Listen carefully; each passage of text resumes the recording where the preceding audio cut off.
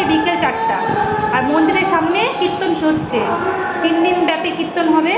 তো এখন প্রচণ্ড খিদে পেয়ে গেছে আমার, তো কী খাবো সেটাই ভাবছি। তো ভাবতে ভাবতে আইডিয়া আসলো ডিমের ঝোল ভাত খাই। অনেক দিন তো ডিমের ঝোল ভাত খাই না, আর দুপুরবেলা খেয়েছি, দুপুরে খাওয়ার খেতে ইচ্ছে করছে না, তাই আমি এখন ডিমের ঝোল, গরম গরম ডিমের ঝোল করলাম আর ভাতের সাথে খাবো। ভাত তো করাই ছিল, আর মানে এখন এত সুন্দর সেন্ট বেরোচ্ছে না, এই দেখো আমার ডিমের ঝোল। আর এই যে ভাত নিয়ে বসে গেছি, এবার ডিমের ঝোল আর ভাত খাবো।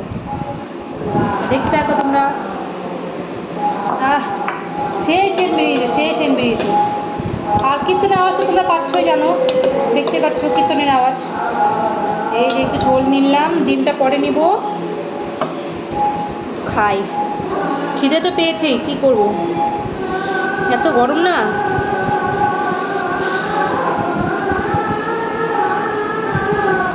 তিন দিন ধরে চলবে, কালকে রাত থেকে শুরু হয়েছে কীর্তন, আর ছেলে তো ঘুমোচ্ছে, তাই ভাবলাম যে কি খাবো, এখন খাই একটু। এটা একটু আলু নিয়ে নিলাম,